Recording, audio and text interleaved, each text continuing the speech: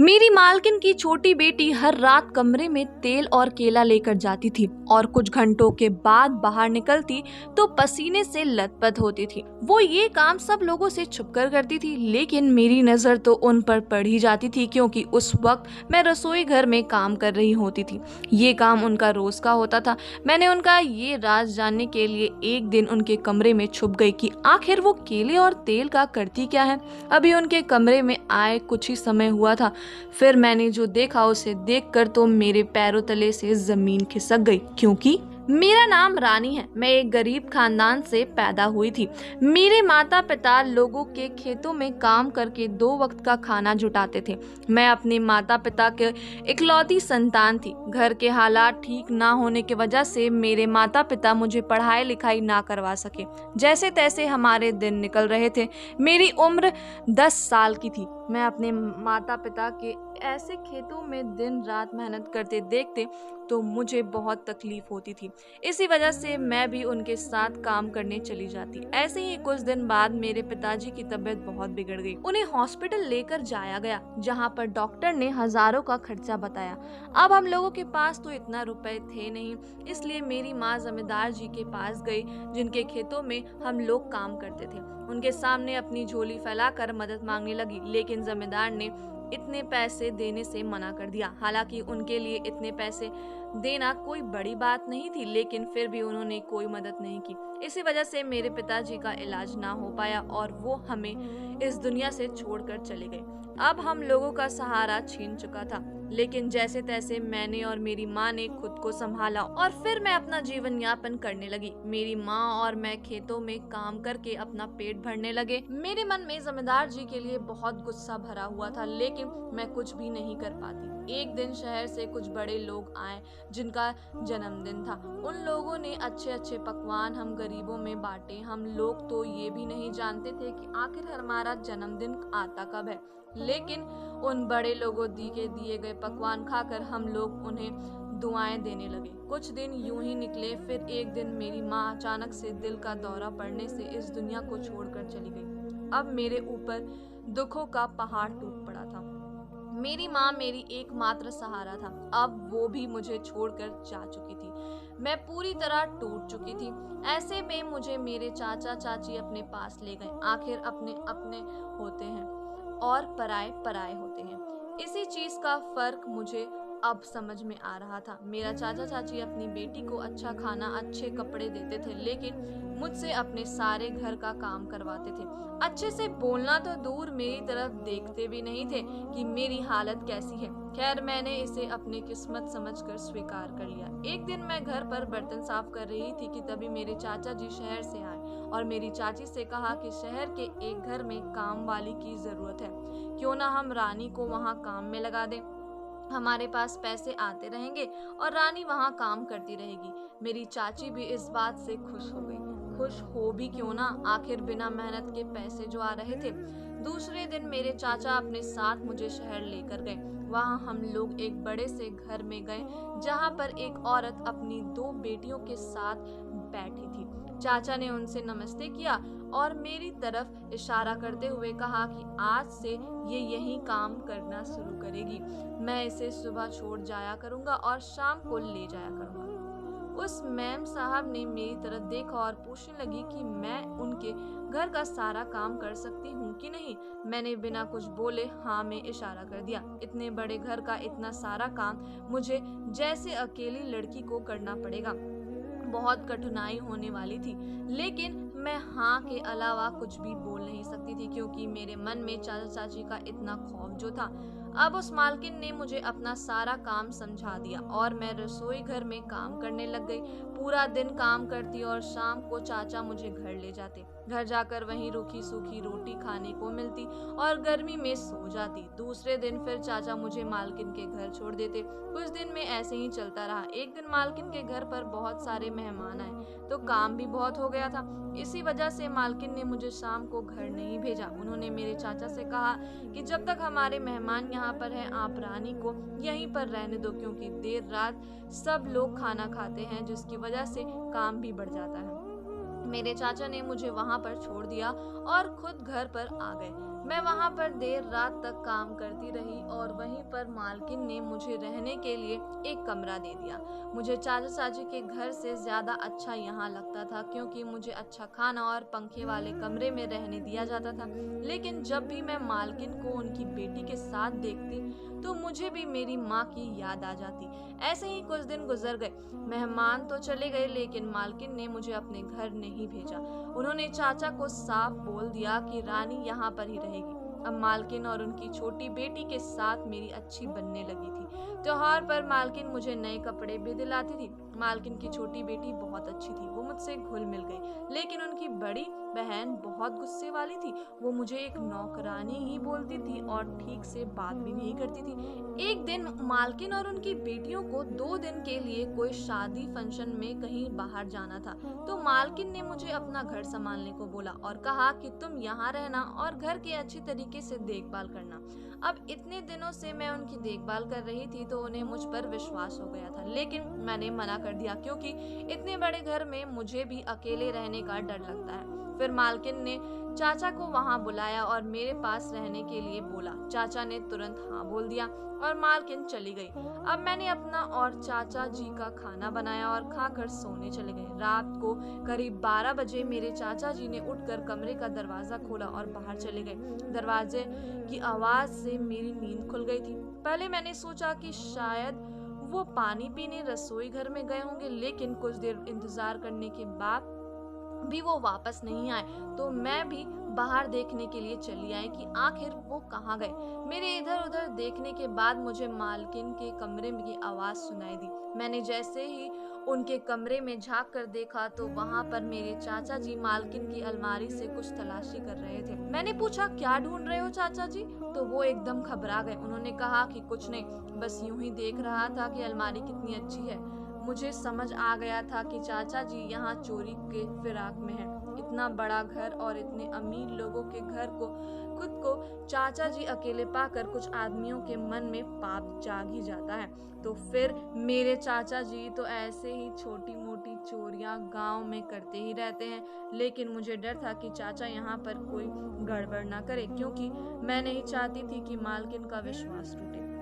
खैर, मैंने चाचा पर हर समय नजर रखनी शुरू कर दी। एक पल के लिए भी मैंने उनको अकेला नहीं छोड़ती थी। रात को भी गहरी नींद में ना सोती थी। ऐसे ही 2 दिन निकल गए और मालकिन और उनकी बेटी वापस आ गई। उनके आने के बाद चाचा जी भी वापस चले गए। मालकिन मेरे लिए कुछ कपड़े लेकर आई थी, जिनको पाकर मैं बहुत खुश थी। एक रात मैं किचन के काम कर रही थी, तभी मैंने मालकिन की छोटी बेटी अंजू को अपने कमरे में केला और तेल ले जाते हुए देखा। वो ऐसे ही चोरों की तरह नजर चुरा कर कमरे में जा रही थी, मानो उन्हें कोई देख ना ले। मुझे थोड़ा अजीब सा लगा कि आखिर अंजू दीदी केले और तेल से क्या करेंगी। दरअसल मालकिन के पति कुछ समय पहले गुजर गए थे, तभी से वो अपने दोनों बेटियों के साथ अकेले रहती थी। जमीन जायदाद होने की वजह से उनके अच्छे दिन थे।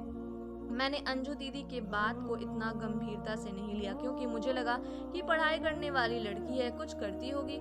आए दिन अंजू दीदी की सहेलियां घर पर आती थी और ये सब मिलकर कुछ ना कुछ प्रैक्टिकल करती थी। एक दिन मैंने अंजू दीदी से पूछ ही लिया कि दीदी, आप सब लड़कियां मिलकर क्या करती हैं? तो उन्होंने बताया कि हम लोग विज्ञान की पढ़ाई करते हैं, जिसकी वजह से ये प्रैक्टिकल करती है। मुझे कुछ समझ में नहीं आया, क्योंकि मैं कभी स्कूल नहीं गई थी, तो मुझे कैसे पता होगा कि पढ़ाई के बारे में क्या हो। बस इसी वजह से मैं अंजू दीदी की उस केले और तेल वाली बात की नजरअंदाज कर गई। मैं सब लोगों को खाना खिलाकर बर्तन साफ करती और रसोई घर को साफ करती थी। इसी बीच दीदी रोजाना फ्रिज से केला निकालती और एक कटोरी में तेल डालती और अपने कमरे में लेकर चली जाती। अब तो ये रोज का काम हो गया था। मेरा कमरा दीदी के सामने ही था। देर रात तक की दीदी कमरे से बाहर आती और अपने हाथ धोती। उनका पूरा शरीर पसीने से लथपथ होता था। कभी कभी मैं जाग रही होती थी तो ये सब दिख रहा होता है, वरना रोजाना मैं दीदी को बाहर आते नहीं देखती थी, क्योंकि जब तक वो आती मेरी आंखें लग जाती थी। अब तो मुझे ये सब पढ़ाई का मामला नहीं बल्कि कुछ और ही लगने लगा था, क्योंकि अगर पढ़ाई के लिए ये अपने प्रैक्टिकल के लिए दीदी केला और तेल लेकर जाती तो ऐसे छुप कर क्यों जाती और रोज ये सब क्यों करती। मेरे दिमाग में दिन रात सिर्फ यही बात दौड़ती थी कि आखिर दीदी अपने कमरे में करती क्या है।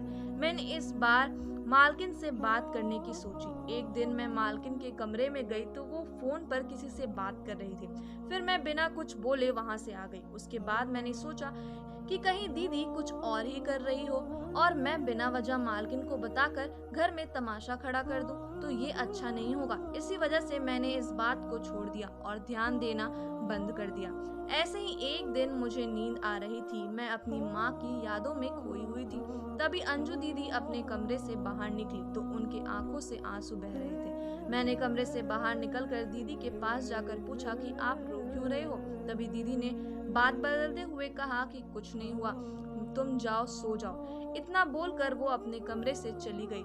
मुझे इसी बात की फिक्र पूरी रात नींद नहीं आई कि आखिर क्या बात हो गई है कि हमेशा हंसने वाली अंजू इतनी रात को अपने कमरे से रोते हुए निकली। बस अब पूरी दिन मेरे दिमाग में सिर्फ यही बात रहती कि वो केला और तेल कमरे से लेकर जाने, फिर आधी रात को बाहर आकर हाथ धोना और पूरा शरीर पसीने से भरा हुआ होना और फिर एक रात ऐसे रोते हुए बाहर निकलना, और सबसे बड़ी बात कि उनका ये सब काम ऐसे छुपकर करना। अब तो मुझे दीदी पर शक होने लगा था कि वो कहीं कुछ गलत तो नहीं कर रही। अगले ही दिन दीदी अपने कॉलेज चली गई और बड़ी दीदी अपनी कोचिंग। तभी मैंने मालकिन को चाय देने गई। तभी मौका पाकर अंजू दीदी के कमरे में जाकर देखने का सोचा। जब दोपहर में मालकिन सो गई तो मैं अंजू दीदी के कमरे में गई, लेकिन कमरे में तो कुछ भी ऐसा नहीं था, सब सामान अच्छे से पड़ा था। मैं बाहर आ गई और सोचने लगी कि आखिर माजरा क्या है। तभी अंजू दीदी और उनकी बड़ी बहन आ गई। मैंने उन दोनों के लिए खाना लगाया, लेकिन अंजू दीदी ने खाना खाने से मना कर दिया। वो सुबह भी नाश्ता नहीं करके गई थी। मैंने काफी बार बोला कि प्लीज आप खाना खा लीजिए, लेकिन वो एकदम से मुझ पर चिढ़ गई। फिर मैंने कुछ ना बोला। थोड़ी देर बाद मैंने दीदी से सब कुछ पूछने का सोचा, लेकिन फिर मुझे ख्याल आया कि अगर मैंने पूछा और वो गुस्से में आ गई तो। मुझे अंजू दीदी की फिक्र थी, क्योंकि जब से मैं यहाँ काम करने के लिए आई थी वो मुझे कभी भी एहसास नहीं होने देती कि मैं एक नौकरानी हूँ और मेरे लिए उन्होंने कुछ भी चीज़ और मेरे चाचा चाची से बढ़कर किया था। कुछ देर बाद मेरे मन में ख्याल आया कि क्यों ना मैं आज रात उनके कमरे में ही छुपकर बैठ जाऊं और देखूं कि आखिर होता क्या है। फिर मैंने रात को सब लोगों को खाना खिलाया और खुद बिना खाए ही दीदी के कमरे में एक कोने में छिप गई। मैं उस समय छिपी थी कि जिस टाइम दीदी रसोई घर में केला और तेल लेने आई थी। फिर मैंने देखा कि दीदी अपने कमरे में आती है और कमरे के पीछे का दरवाजा खोलती है। मैं सोचने लगी कि उस दिन जब मैंने दीदी का कमरा देखा तो मुझे ये दरवाजा नहीं दिखाई दिया। शायद दिखाई ना देने की वजह से ये थी कि उसके दरवाजा के आगे पर्दा लगा हुआ था। उसके बाद मैंने देखा कि दीदी उस दरवाजे से एक आदमी को अंदर लेकर आती है और उसकी बात जो हुआ उसे देखकर मेरे पैरों तले से जमीन खिसक गई। तभी अचानक से मेरी हाथ की चैन जो मेरी माँ ने एक बार मेले से मुझे ला कर दी थी वो निकलकर नीचे गिर गई। उसकी आवाज से दीदी को वहम हुआ कि कोई और भी उनके कमरे में है। उन्होंने उठकर सब जगह देखा तो एक कोने में मुझे खड़ा पाया। दीदी मुझे देखकर घबरा गई और गुस्से से मेरी तरफ देखकर बोली, तुम यहाँ क्या कर रही हो, और वो भी ऐसे छुपी हुई? क्या कर रही है तुम यहाँ पर? मैं भी उनके इस गुस्से से आगे डर गई थी। फिर मैंने कहा कि मुझे माफ करना दीदी, मैं यहाँ कोई गलत इरादे से नहीं छिपी थी। वो मुझे आपकी फिक्र हो रही थी, क्योंकि आजकल आप ना तो अच्छे से बात करती है और ना ही अच्छे से खाती हो, और उस दिन आप अपने कमरे से रोती हुई भी निकली थी ना। उसके बाद अंजू दीदी ने मुझे सब कुछ बताया कि वो कुछ गलत नहीं करती है, जबकि भला ही करती है। उन्होंने उस आदमी की तरफ इशारा करते हुए कहा कि ये मेरे दादाजी हैं। मेरे पिताजी की मौत के बाद मेरी माँ ने इन्हें घर से निकाल दिया था। तब से ये एक मंदिर में रहते हैं, लेकिन मुझसे ये सब देखा नहीं गया। मैंने इसके बारे में माँ से बात करने की कोशिश की थी, तब उन्होंने मुझे खूब डांटा। तो उसके बाद मैंने एक प्लान बनाया कि रात को दादाजी को अपने कमरे में ले आती हूँ और सुबह इसे दूसरे दरवाजे से वापस भेज देती थी। मैंने दीदी से पूछा कि फिर वो केला और तेल? तभी दीदी कहने लगी कि मेरे दादाजी को लीवर कमजोर है, जिसकी वजह से वो ज्यादा खाना पचा नहीं पाते हैं, इसी वजह से वो एक समय का खाना खाते हैं। रोज सुबह कॉलेज जाते टाइम मैं इन्हें खाना दे आती थी और रात को ये खाना नहीं खाते थे, इसलिए मैंने इनको फल खिलाना शुरू किया और केला इनका पसंदीदा फल होने की वजह से रोज रात को मैं इनके लिए केला लाने लगी। माँ को और दीदी को पता ना चले, इसी वजह से मैं ये सब छिपकर करती थी। और मेरे दादाजी को घुटने में बहुत दर्द रहता है, इसलिए मैंने तेल लाना शुरू किया ताकि इनके घुटने की मालिश कर सकूं। ज्यादा देर मालिश की वजह से मैं पसीने से भीग जाती थी, तभी तेल लगी हाथ बाहर धोने जाती थी। फिर दीदी ने कहा कि उस दिन मेरे दादाजी की तबीयत ठीक नहीं थी और मैं मजबूर थी अपनी माँ के आगे। इसी वजह से मेरी आंखों में आंसू आ गए। दीदी की इन सभी बातों को सुनकर अब मेरा सारा वहम निकल चुका था। मैं बिना कुछ बोले अपने कमरे में आ गई। मैं बार बार मालकिन को कोस रही थी कि कोई इतनी निर्दयी कैसे हो सकता है, एक बीमार पिता समान ससुर को घर से निकाल दिया। लेकिन मन ही मन दीदी पर भी बहुत गर्व हो रहा था कि आज के समय में इतना अच्छा दिल बहुत कम लोगों का होता है और वो दिल अंजू दीदी के पास था। पता नहीं इस दुनिया को क्या हो गया था, बुजुर्ग लोगों को बिना सोचे समझे घर से निकाल देते हैं। अभी मुझे सब समझ आ गया था कि जिस पर जो तकलीफ गुजरता है वो तकलीफ सिर्फ वही समझ सकता है। धन्यवाद दोस्तों।